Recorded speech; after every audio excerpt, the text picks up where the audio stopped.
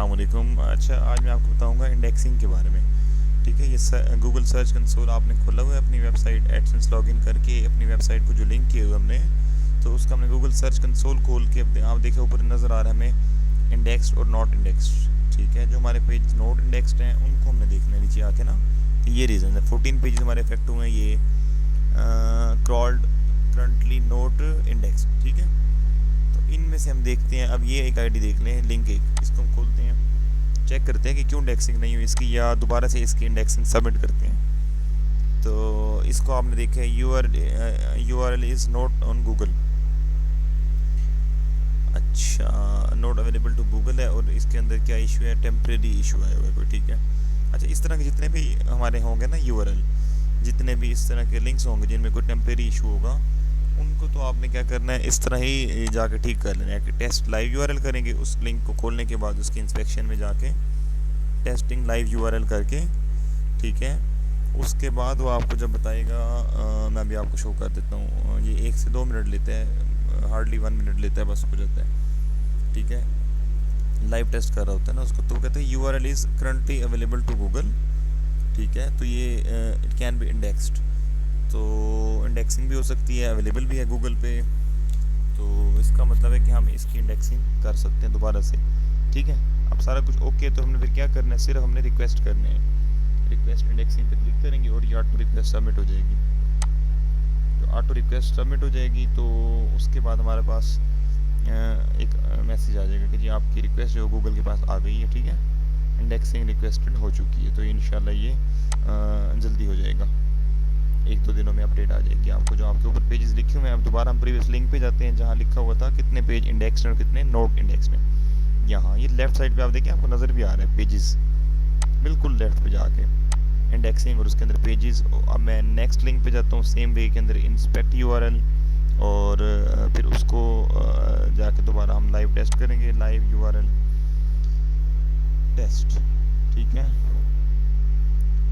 Testing live URL, उसके बाद हमें शो कर देगा स्टेटस क्या है। अब ये अवेलेबल नहीं है, जो नॉट अवेलेबल टू गूगल वो अवेलेबल ही नहीं है ना। उसमें इशू क्या है, या तो साइट मैप नहीं है उसका, या क्या ऐसी चीज़ है, नो इंडेक्स वाला टैग है, उसका इशू है।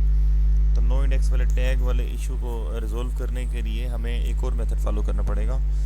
वो मैं इंशाल्लाह इसी सीरीज़ में, वर्डप्रेस की सीरीज़ में, वर्डप्रेस की प्लेलिस्ट में ही आपको इंडेक्सिंग के अंदर जाके वो एक बता दूंगा कि इनकी इंडेक्सिंग कैसे की जाती है। No indexing tag, not found, या ये जो है नो इंडेक्स, ये इस वाले टैग को कैसे हमने रिजोल्व करना है, इस इशू को कैसे रिजोल्व करना है। ठीक है, ये मैं आपको किसी और वीडियो में बता देता हूँ फिर बाद में जाके। अभी फ़िलहाल हमने क्या करना है, इसको स्किप करके, ठीक है, मतलब स्किप से मुराद है इसको आप छोड़ दें और बाकियों की इंडेक्सिंग कर लेना। इसका नंबर देख लें आप क्या है। अब ये इसकी डिटेल में अगर हम जाएँ तो देखने के लिए, अगर आप इसकी कोडिंग चेक करें इंस्पेक्शन में जाके, तो इसको देख सकते हैं हम। ठीक है, लेकिन इस इशू को रिजोल्व करने का जो मेथड है वो मैं आपको भी अगर बताऊंगा तो फिर हम किसी और साइट पर चले जाएंगे। अभी सिंपल मैं आपको वो वाले पेजों की इंडेक्सिंग करना बता रहा हूँ जो नोट इंडेक्स्ड आ रहे हैं आपकी वेबसाइट के अंदर। ठीक है, जिनकी इंडेक्सिंग आपके पास नहीं हुई हुई, तो उनकी हम इंडेक्सिंग कर लेते हैं। जो अवेलेबल टू गूगल है उनकी हम इंडेक्सिंग कर लेते हैं लाइव टेस्ट करके, और उनको दोबारा सबमिट कर देते हैं। उनमें ऐसे पेज होंगे जिनमें टेम्परेरी एरर होगा, या हमारी वेबसाइट के वो पेज होंगे जिनके अंदर ये वाला इशू होगा कि क्या कहते हैं इसको, करंटली नोट अवेलेबल या साइट मैप नोट फाउंड, बस ये वाला इशू होगा, और उसमें कोई भी मसला ऐसा सच नहीं होगा ऐसा। ठीक है, तो इनको हम देख के सारा अपना जो है मकाम कर सकते हैं। तो उसके बाद ये है कि हमारा दोबारा से सारा काम इंशाल्लाह वैसे ही हो जाएगा। तो इंडेक्सिंग एक दफ़ा जब आप कर लेते हैं, उसके बाद आपको ऐसी कोई भी ज़रूरत नहीं पड़ती इस तरह के किसी भी काम की। इसके अंदर वो नो टैग वाला है, ये आपको बाद में बताऊँगा कैसे करना है।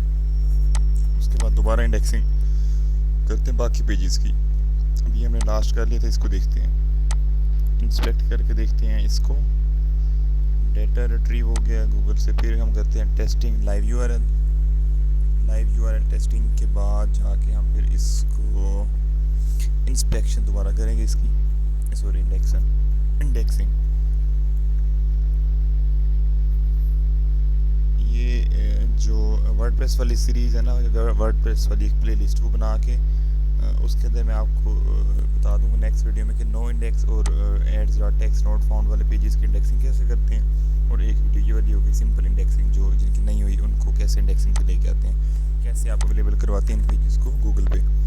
जब इंडेक्सिंग हो जाएगी, पेज अवेलेबल हो जाते हैं आपके, तो सर्च इंजन ऑप्टिमाइजेशन के थ्रू फिर आपने साइट मैप ऐड करना होता है वेब मास्टर के थ्रू। यानी आप कोई भी प्लगइन अपना लेके ना, all in one SEO plugin या योस्ट एसईओ प्लगइन, उससे जाके एक साइट मैप जनरेट करते हैं। अब आजकल ऑटोमेटिक ही जनरेट कर देते हैं, ये वाले प्लगइन आप करेंगे आपकी वेबसाइट पे एक site map dot XML generate कर देगा ये।